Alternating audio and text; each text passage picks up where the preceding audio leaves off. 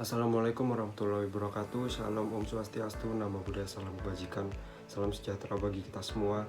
Perkenalkan, nama saya Ridho Ramadi Altaf dan anggota dari kelompok 4 hukum bisnis lainnya meliputi Alia Farah Afrianti, kemudian disusul oleh Dias Nur Septeni, lalu ada Zulfikar Ahmad Fauzi, dan berikutnya ada Natasha Graciela, dan dua yang terakhir yaitu Kirana Larasati dan Gilang Adi Pratama. Pada kesempatan kali ini kami akan membahas materi tentang ketenaga kerjaan. Assalamualaikum warahmatullahi wabarakatuh. Di sini saya ingin menjelaskan mengenai pengertian ketenaga kerjaan. Ketenaga kerjaan sendiri memiliki arti bahwa sesuatu yang berhubungan dengan tenaga kerja dalam kurun waktu, sekarang, sebelum, bahkan sesudah, atau selama masa pekerjaan itu dilakukan. Sedangkan pengertian ketenaga kerjaan sendiri yakni seseorang yang melakukan suatu pekerjaan guna menghasilkan suatu produk atau jasa untuk mencukupi kehidupannya sehari-hari, bahkan kehidupan atau kebutuhan seseorang atau masyarakat lainnya. Dan hal ini sudah tertuang di dalam UU nomor 13 tahun 2003. Kemudian UU nomor 13 tahun 2003 sendiri menjelaskan bahwa hubungan tenaga kerja adalah hubungan antar prakerja atau buruh dengan pengusaha atau bahkan perusahaan sendiri yang diatur dalam perjanjian kerja serta mempunyai unsur pekerjaan, upah maupun perintah dalam pekerjaan tersebut. Materi berikutnya yaitu landasan hukum dan asas-asas apa aja sih yang akan dibahas dalam materi ketenaga kerjaan ini. Landasan utama hukum ketenaga kerjaan di Indonesia tidak lain dan tidak bukan yaitu Undang-Undang Dasar tahun 1945 dan tentu saja Pancasila. Lewat Undang-Undang Dasar 1945, setiap warga negara nantinya berhak memperoleh pekerjaan serta penghidupan yang layak. Landasan hukum ketenaga kerjaan terdapat pada pasal 2 Undang-Undang Dasar nomor 13 tahun 2003 yang berbunyi pembangunan ketenaga kerjaan berlandaskan Pancasila dan Undang-Undang Dasar Negara Republik Indonesia tahun 1945 dan juga berdasarkan Undang-Undang nomor 13 tahun 2013 tentang ketenaga kerjaan. Dijelaskan bahwa ketenaga kerjaan adalah segala sesuatu yang berkaitan dengan tenaga kerja baik pada waktu sebelum, selama maupun sesudah masa kerja. Peraturan tersebut dilandasi dengan tujuan sebagai berikut. Yang pertama, memberdayakan dan mendayagunakan tenaga kerja secara optimal dan manusiawi. Yang kedua, mewujudkan pemerataan kesempatan kerja dan penyediaan tenaga kerja yang sesuai dengan kebutuhan pembangunan nasional maupun kebutuhan pembangunan daerah. Yang berikutnya, memberikan perlindungan kepada tenaga kerja dalam mewujudkan kesejahteraan. Baik, sebelumnya saya akan memperkenalkan diri terlebih dahulu. Nama saya Dias Septeni, NIM 1908031. Selanjutnya, saya akan menjelaskan tentang pelatihan tenaga kerja. Apa sih pelatihan tenaga kerja itu? Nah, pelatihan tenaga kerja sendiri merupakan keseluruhan kegiatan untuk memberi, memperoleh, meningkatkan, serta mengembangkan kompetensi kerja, produktivitas, disiplin, dan sikap pada tingkat keterampilan dan keahlian tertentu sesuai dengan jenjang dan kualifikasi jabatan atau pekerjaan. Dengan demikian, istilah pelatihan ditujukan pada pegawai pelaksana untuk meningkatkan pengetahuan dan keterampilan teknis. Sedangkan pengembangan ditujukan pada pegawai tingkat manajerial untuk meningkatkan kemampuan konseptual, kemampuan dalam pengambilan keputusan, dan memperluas human relation. Setelah membahas tentang apa itu pelatihan tenaga kerja, terdapat pula tujuan utama dari pelatihan dan pengembangan sumber daya manusia, yaitu untuk meningkatkan dan mengembangkan kinerja tenaga kerja sehingga dapat meningkatkan produktivitas perusahaan. Kemudian terdapat pula manfaat dari pelatihan dan pengembangan sumber daya manusia, di antaranya memperbaiki kinerja atau performance para peserta, kemudian mempersiapkan promosi ketenaga kerjaan pada jabatan yang lebih rumit dan sulit. serta mempersiapkan tenaga kerja pada jabatan yang lebih tinggi yaitu tingkatan kepengawasan atau manajerial. Materi selanjutnya tentang penempatan tenaga kerja yang akan dijelaskan oleh teman saya. Selanjutnya saya akan menjelaskan tentang penempatan tenaga kerja. Menurut Sastro Hadiwiryo, penempatan tenaga kerja adalah proses pemberian tugas dan pekerjaan kepada tenaga kerja yang telah lulus seleksi untuk melaksanakan sesuai ruang lingkup yang telah ditetapkan serta mampu mempertanggungjawabkan segala risiko dan kemungkinan yang terjadi atas tugas dan pekerjaan, wewenang serta tanggung jawab. Penempatan tenaga kerja pada posisi yang tepat bukan hanya menjadi keinginan perusahaan, melainkan ini juga menjadi keinginan tenaga kerja itu sendiri, agar bersangkutan dapat mengetahui tanggung jawab dan tugas-tugas yang diberikan serta menjalankan tugas tersebut dengan sebaik-baiknya. Penempatan ini harus sesuai dengan keahlian yang dimiliki tenaga kerja agar dengan adanya penempatan tersebut gairah bekerja dan prestasi kerja tinggi serta hasil yang maksimal. Penempatan kerja merupakan proses penugasan atau pengisian jabatan atau penugasan kembali pegawai pada tugas atau jabatan baru atau jabatan yang berbeda. Penugasan ini dapat berupa penugasan pertama untuk pegawai yang direkrut, tetapi juga melalui promosi, pengalihan, dan penurunan jabatan atau bahkan pemutusan hubungan kerja atau PHK. Selanjutnya, saya akan membahas tentang perluasan kesempatan kerja. Saat ini, pengangguran merupakan salah satu permasalahan nasional di negara Indonesia. Pengangguran ini merupakan salah satu permasalahan yang sangat susah untuk diatasi. Bahkan, tidak jarang juga masyarakat yang berpendidikan pun juga mengalami pengangguran. Hal ini dikarenakan jumlah lapangan kerja yang lebih sedikit daripada jumlah tenaga kerja. Kebijakan pemerintah dalam pembangunan ketenagakerjaan secara pokok tertuang dalam UU Nomor 13 Tahun 2003 tentang ketenagakerjaan, dan pelaksanaannya terdapat pada Pasal 27 Ayat 2 UUD 1945 yang berbunyi bahwa setiap warga negara berhak atas pekerjaan dan penghidupan layak bagi kemanusiaan. Untuk itu, solusi yang tepat untuk menangani masalah pengangguran adalah adanya perluasan kesempatan kerja bagi para tenaga kerja. Hal ini dilakukan dengan cara meningkatkan fungsi pelayanan kerja dan informasi pasar kerja. Kemudian, syarat-syarat yang memberatkan yang terdapat pada peraturan pemerintah yang sebelumnya sebaiknya harus dipertimbangkan kembali, karena hal itu mungkin bisa jadi penyebab atau faktor yang menyebabkan setiap orang atau tenaga kerja sulit untuk mendapatkan pekerjaan. Sebaiknya peraturan tersebut bisa dipertimbangkan kembali agar kesempatan kerja dapat efektif dan semakin luas juga. Untuk itu, pemerintah juga harus mengganti kebijakannya dan mengatur kembali agar dapat mempekerjakan orang-orang yang berpotensi untuk bekerja sesuai dengan keahliannya dan nantinya akan meminimalisir jumlah pengangguran. Terima kasih. Substansi yang akan saya bahas berikutnya yakni tenaga kerja asing. Pengertian tenaga kerja asing sendiri sebenarnya dapat ditinjau dari segala segi, di mana salah satunya yang menentukan kontribusi terhadap daerah dalam bentuk retribusi dan juga menentukan status hukum serta bentuk-bentuk persetujuan dari pengenaan retribusi tersebut. Tenaga kerja asing adalah tiap orang bukan warga negara Indonesia yang mampu melakukan pekerjaan baik di dalam maupun di luar hubungan kerja yang berguna untuk menghasilkan jasa atau barang untuk memenuhi kebutuhan masyarakat.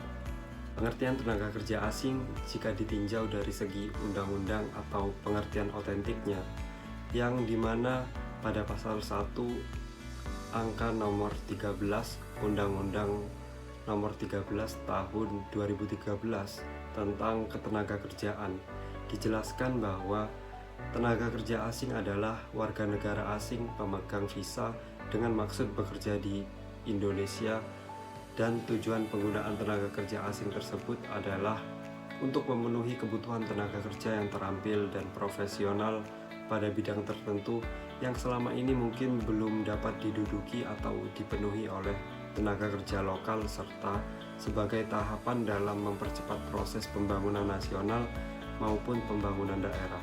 Pemberi kerja tenaga asing merupakan badan hukum atau badan-badan lainnya yang memperkerjakan tenaga kerja asing dengan membayar upah atau imbalan dalam bentuk lain. Tujuan pengaturan mengenai tenaga kerja asing jika ditinjau dari aspek hukum ketenagakerjaan pada dasarnya untuk menjamin dan memberi kesempatan kerja yang layak bagi warga negara Indonesia di berbagai lapangan dan tingkatan, sehingga dalam mempekerjakan tenaga kerja asing di Indonesia harus dilakukan melalui mekanisme dan prosedur yang ketat, dimulai dengan seleksi dan prosedur perizinan hingga pengawasan.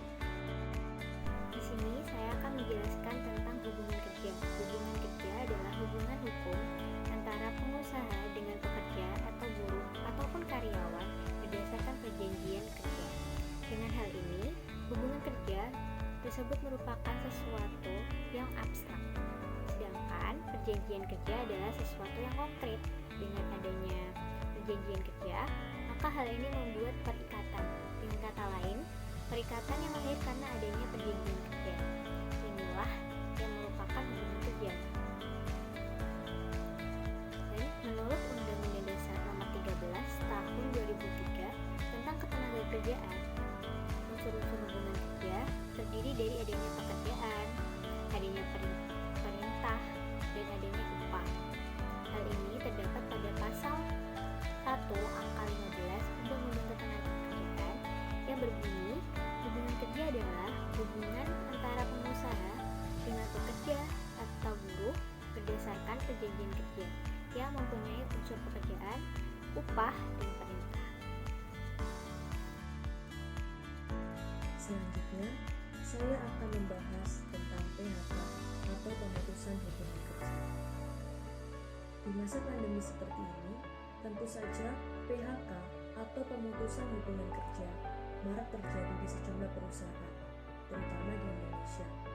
Hal ini disebabkan karena adanya ketidakstabilan perekonomian, sehingga mengharuskan setiap karyawannya untuk bekerja di rumah, bahkan harus diberhentikan dari pekerjaannya.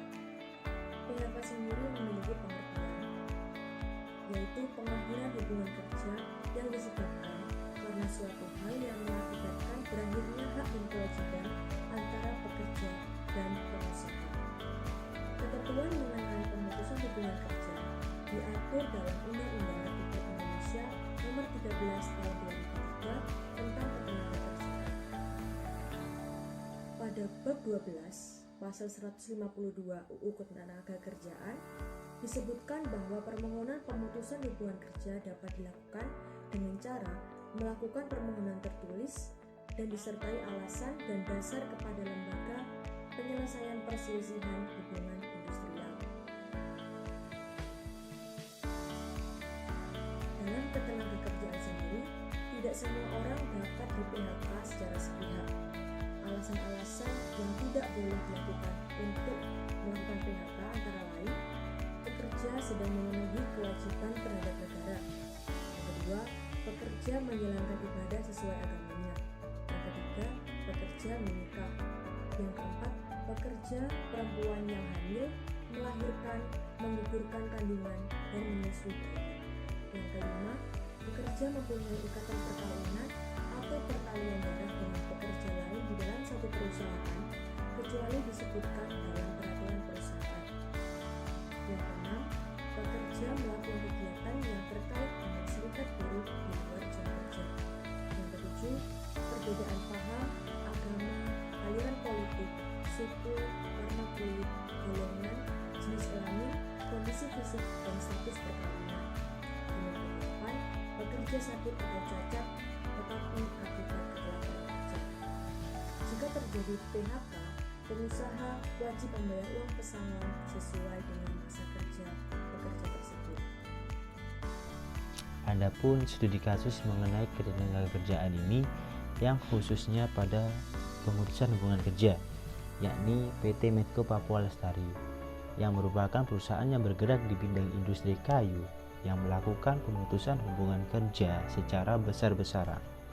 Karena dalam 10 bulan terakhir ini, biaya produksi perusahaan tersebut lebih tinggi dibandingkan dengan biaya atau laba yang mereka terima. Sehingga secara otomatis perusahaan tersebut mengalami kerugian. Di dalam PT Medco Lestari Papua ini sendiri sebenarnya sudah memberikan perlindungan hukum terhadap karyawannya seperti perlindungan terkait keselamatan kerja dan kesehatan kerja. Jika terjadi kecelakaan kerja, maka perusahaan ini yang akan mendampingi sampai pemeriksaan berlanjut. Selain itu, memberikan perlindungan terkait upah, waktu kerja, serta perlindungan untuk kesejahteraan yang sebagaimana sudah diatur secara jelas di dalam pasal 86 dan pasal 88 Undang-Undang Nomor 13 Tahun 2003 tentang Ketenagakerjaan. Dan itu berlaku bukan hanya bagi pegawai tetap, tetapi juga bagi pegawai kontrak.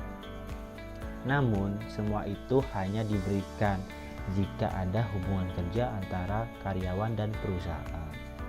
Dengan demikian, setelah adanya pemutusan hubungan kerja, maka semua itu dengan sendirinya akan berakhir.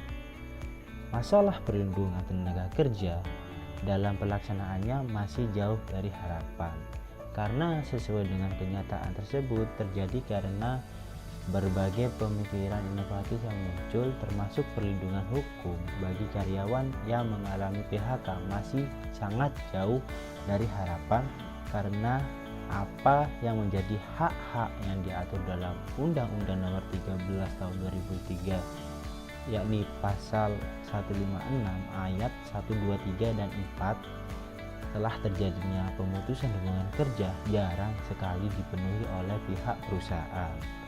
Selama ini, apabila karyawan PT Medco Lestari Papua itu mengalami permasalahan ketenagakerjaan yang dialaminya namun tidak pernah sampai ke pengadilan, kebanyakan permasalahan tersebut diselesaikan dengan cara kekeluargaan.